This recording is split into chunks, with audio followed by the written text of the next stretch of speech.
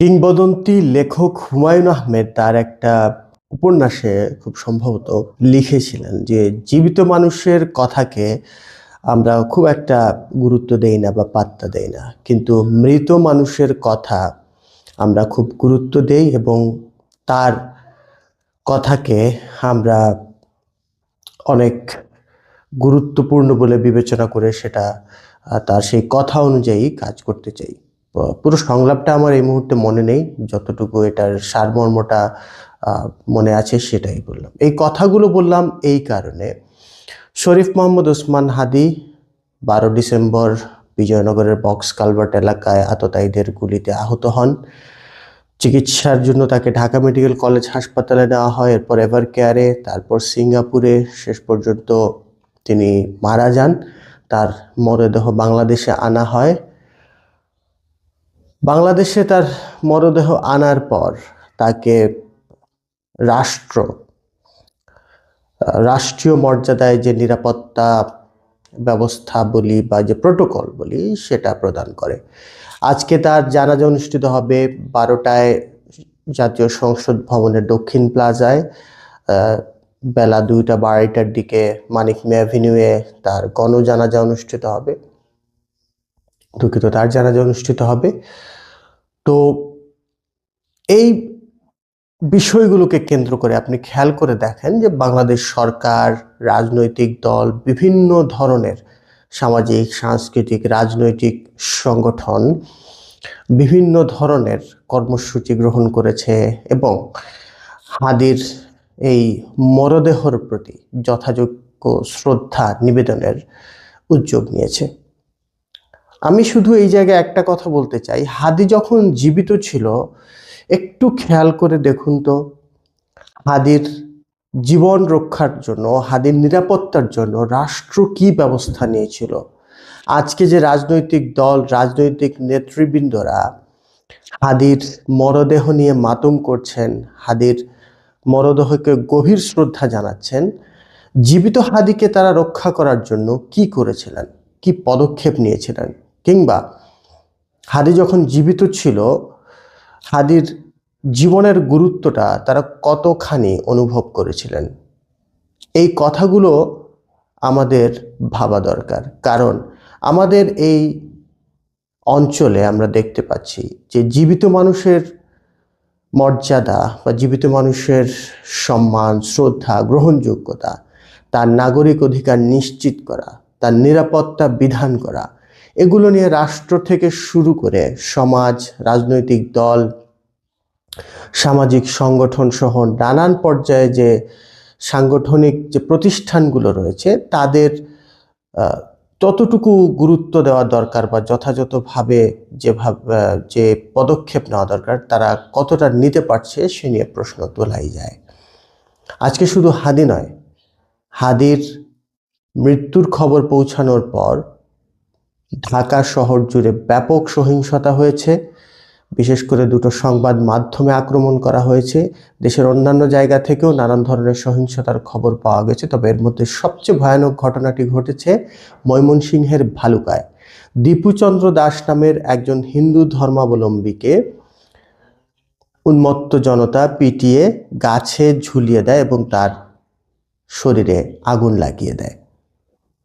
এই যে দীপুচন্দ্র দাসকে একটা সংঘবদ্ধ দল প্রথমে পেটালো, তারপর তার গায়ে আগুন লাগিয়ে দিল।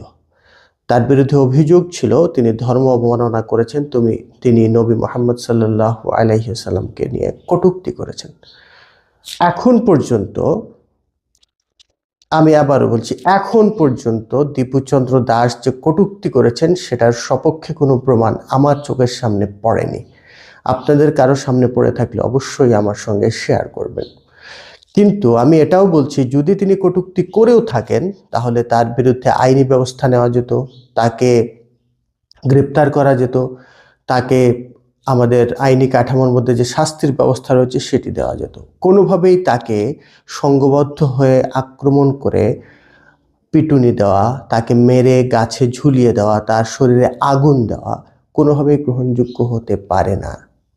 কিন্তু দেখুন, এই দীপুচন্দ্র দাসের খবরটা আমরা কখন পাচ্ছি? যখন দীপুচন্দ্র দাস আর পৃথিবীতে নেই। আমরা হাদিকে নিয়ে কখন মাতম করছি? যখন হাদির আর প্রাণ নেই।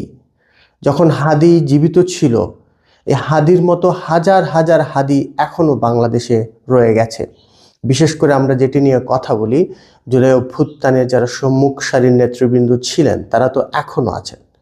শুধু জুলাই অভ্যুত্থানের সম্মুখ সারির নেতৃবৃন্দ নয়, আরো অন্যান্য দলের যে রাজনৈতিক নেতৃবৃন্দ রয়েছেন যারা বাংলাদেশের রাজনীতিতে গুরুত্বপূর্ণ ভূমিকা পালন করছেন বা আগামীতে আরো গুরুত্বপূর্ণ ভূমিকা পালন করবেন বলে মনে হয়, তাদের নিরাপত্তার জন্য সরকার কি ব্যবস্থা করছে?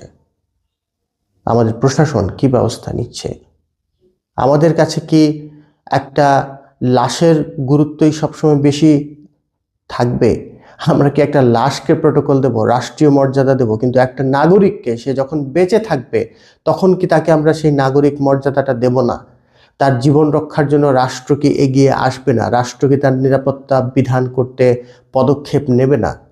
এই প্রশ্নগুলো আমাদের এখন জোরে সোরে তোলা উচিত। কারণ আমি এই রাষ্ট্রের নাগরিক এবং আমার করের টাকায় এই রাষ্ট্রের বিভিন্ন প্রতিষ্ঠান এবং প্রতিষ্ঠানের যারা দায়িত্বশীল রয়েছেন তাদের বেতন ভাতা ইত্যাদি প্রদান করা হয়। একেবারে কাঁচা বাংলায় বলতে গেলে আমি মাগনা মাগনা আপনার রাষ্ট্রের কাছে বা আমি মাগনা মাগনা রাষ্ট্রের দায়িত্বশীলদের কাছে আমার নিরাপত্তা চাইছি না। আমি পে করছি, আমি আপনাকে অর্থ যোগান দিচ্ছি, আমি শ্রম দিচ্ছি, সেটার বিনিময়ে আপনি আমাকে নিরাপত্তা দেবেন, এটা আমার অধিকার। এটা কোনো বিনামূল্যে প্রদান করার মতো কোনো বিষয় নয়।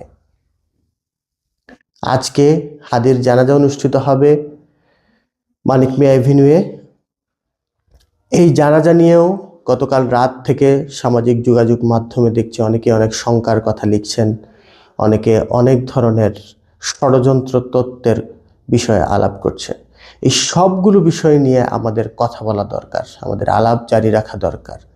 একজন জীবিত নাগরিককে তার জীবন সুশৃঙ্খলভাবে, সুস্থভাবে, স্বাভাবিকভাবে উপভোগ করার জন্য সকল ব্যবস্থা করা রাষ্ট্রের দায়িত্ব। রাষ্ট্রে এখানে কোনো ধরনের কোনো অজুহাত দিতে পারে না, দেওয়ার সুযোগ নেই, সেটি নিশ্চিত করতে হবে।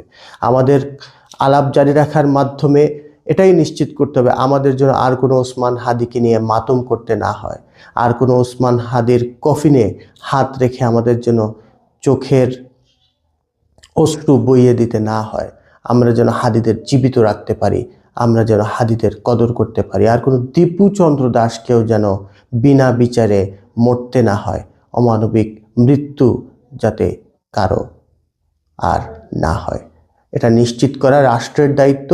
যেসব রাজনৈতিক দল নিজেদেরকে জনগণের সেবক বলে দাবি করেন, প্রত্যেকটা রাজনৈতিক দলের দায়িত্ব। যে সকল সামাজিক সংগঠন সমাজকে উন্নত করার কথা বলেন, সামাজিক শৃঙ্খলার কথা বলেন, নাগরিক অধিকার রক্ষা করার কথা বলেন, প্রত্যেকটা সামাজিক সংগঠনের দায়িত্ব।